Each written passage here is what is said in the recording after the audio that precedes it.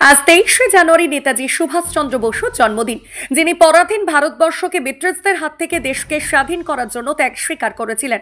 আজ তারই জন্মদিন, সেই জন্য জাতীয় পতাকা উত্তোলন করা হয় 23শে জানুয়ারি উপলক্ষে বিভিন্ন জায়গায়। জাতীয় পতাকার উপর দিকে থাকে গেরুয়া রং, যা ত্যাগের প্রতীক। তারপর থাকে সাদা রঙের, যা শান্তির প্রতীক। মাঝে থাকে অশোক চক্র এবং শেষে থাকে সবুজ রং, যা উন্নতির প্রতীক।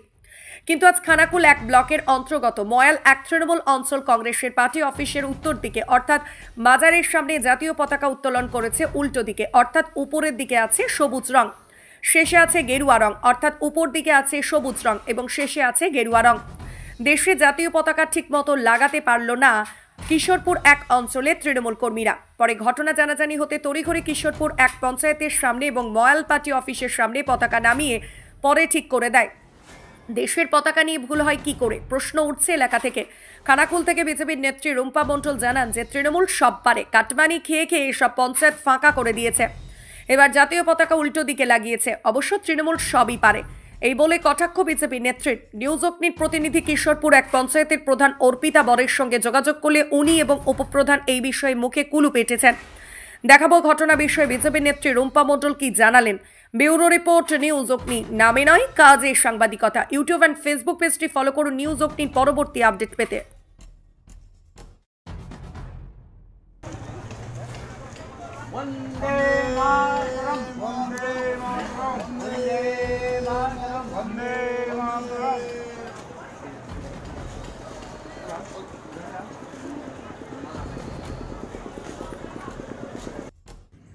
নমস্কার, আজকে 23শে জানুয়ারি নেতাজি সুভাষচন্দ্র বসুর জন্মদিন, ওনাকে শ্রদ্ধা জানাই।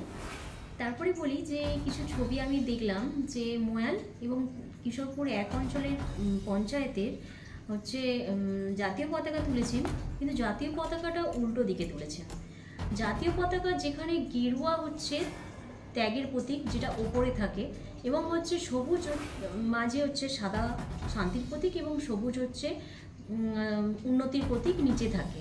কিন্তু ওনারা সেটা কি করেছেন, সবুজ ওপরের দিকে করে দিয়েছেন, যেটা উন্নতির প্রতীক। ওনারা উন্নতি যেটা করেছেন, হ্যাঁ, নিজেদের শিক্ষা ব্যবস্থা জলাঞ্জলি দিয়েছেন, স্বাস্থ্য ব্যবস্থা জলাঞ্জলি দিয়েছেন, কিন্তু নিজেদের আখের ভালো গুছিয়েছেন, এটার হয়তো উন্নতি করেছেন ওনারা।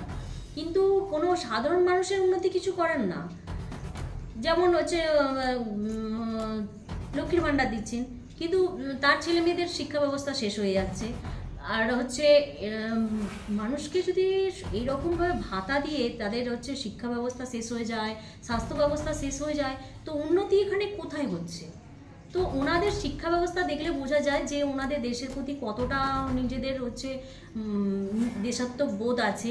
জাতীয় পতাকা যেখানে উল্টো দিকে তুলছেন, তো ওনাদের তো একটা শিক্ষাও তো একটা দরকার আছে না? ওনারা দিদির শিক্ষায় শিক্ষিত, দিদিও যেমন যে বর্ডারে যেখানে বিএসএফ সাধারণ মানুষকে প্রোটেকশন দেয়, তো সেখানে সাধারণ মানুষ বিএসএফের পাশে দাঁড়িয়ে বাংলাদেশের দিকে বাধা দিয়েছেন ঢুকতে, যেখানে তারা অত্যাচার করতো আমাদের দেশে, যেখানে অনেক জায়গায় বম পড়ে বা অনেক রকমের দেখেছি আমরা শিলতাহানি হয়, অনেক রকমের সমস্যা দেখা দেয়।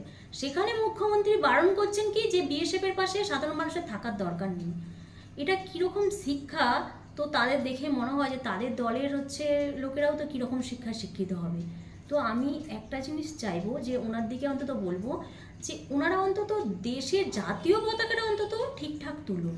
আর বলবো যে কিছু কাটমানি নিজেরা শুধু তুলতে তুলতে এতটা ব্যস্ত হয়ে যাবেন না, যে দেশের জাতীয় পতাকা একটা গৌরবের আমাদের কাছে, সেইগুলো অন্তত ঠিকঠাকভাবে অন্তত তুলুন। তো আমি বলবো যে উন্নতি ওরা কি করছে সেটা সাধারণ মানুষ দেখতে পাচ্ছে। তো আমি ওদের আর কিছু বলার নেই এগুলো নিয়ে। চাইবো যে অন্তত যেন ভবিষ্যতে এই কথাগুলো অন্তত ওনারা মনে রেখে জাতীয় পতাকাটা ঠিকঠাক তোলেন। নমস্কার। Skylark institute of nursing, BSc ও জিএনএম নার্সিং, স্বল্প খরচে পড়ার সেরা ঠিকানা skylark institute of nursing, Jhikira, Howrah. এই প্রথম এত উন্নত মানের স্কুল খানাকুলের হেলান বাজারে 2025-26 শিক্ষাবর্ষে শুরু হতে চলেছে ইন্ডিয়ার number 1 play school national institute kids zone, CBSE and Kerala model school. 3 বছর থেকে বাচ্চাদের ভর্তি চলছে। গুরুকুল পাবলিক মডেল স্কুল, ভর্তি চলছে প্লে গ্রুপ থেকে ক্লাস 6 পর্যন্ত।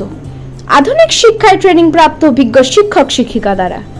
CBSE best integrated e-learning, CBSE English medium school.